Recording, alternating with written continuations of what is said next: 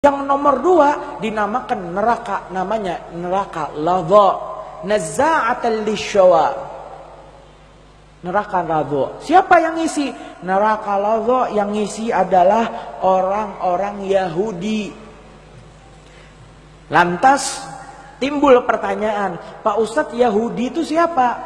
Yahudi itu, asal usul Yahudi itu Yahudi sama dengan Bani Israel. Yahudi sama dengan Israel. Itu Yahudi. Yang mana nih para hadirin hadirat rahimakumullah, orang-orang Yahudi dulunya adalah satu kaum yang mereka dicintai oleh Allah Subhanahu wa taala. Cinta Allah sama kaum ini. Dikatakan dalam Al-Qur'an, sampai-sampai mereka orang Yahudi ini berkata begini, saking mereka dicintai oleh Allah, nahnu abna'ullah, kami adalah anak-anaknya Allah, wa ahibba'uh, dan kami adalah kekasih-kekasihnya Allah. Saking dekatnya dengan Gusti Allah, mereka nganggap mereka sebagai anak-anaknya Allah. Apa? Nih ulama besarnya kami nih Yahudi, Allah cinta kepada kami. Kemudian orang Yahudi ini itu sama Gusti Allah dikasih akal yang cerdas.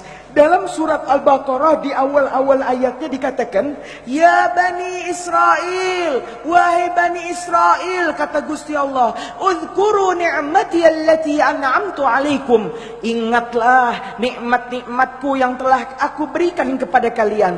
Wa inni, dan sesungguhnya aku Allah, kata Gusti Allah, faddaltukum, telah mengutamakan kalian alal alamin, dari alam semesta. Orang Yahudi Gusti Allah kasih kecerdasan, yang mana kecerdasannya menandingi seluruh manusia yang ada di muka bumi.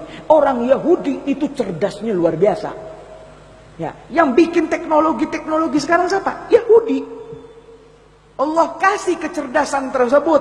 Kemudian orang Yahudi ini saking luar biasanya, itu kalau minta macam-macam sama Gusti Allah dikasih semua. Minta apa dikasih sama Gusti Allah.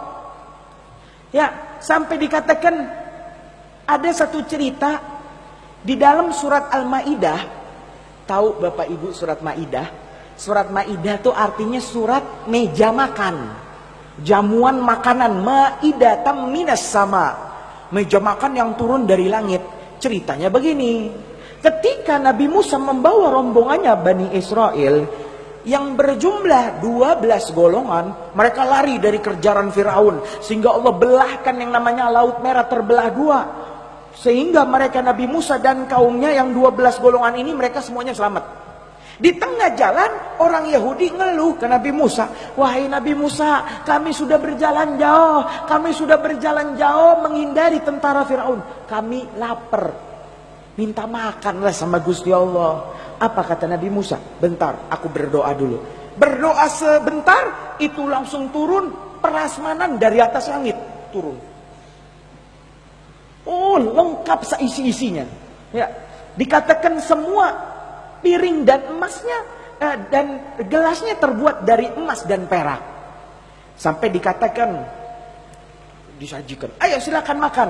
Tapi titip, kata Gusti Allah, jangan setelah makan jangan diambil pun satu pun daripada yang ada di atas. Mereka makan ayam dengan kenyangnya selesai, tiba-tiba naik, meja makannya naik ke atas.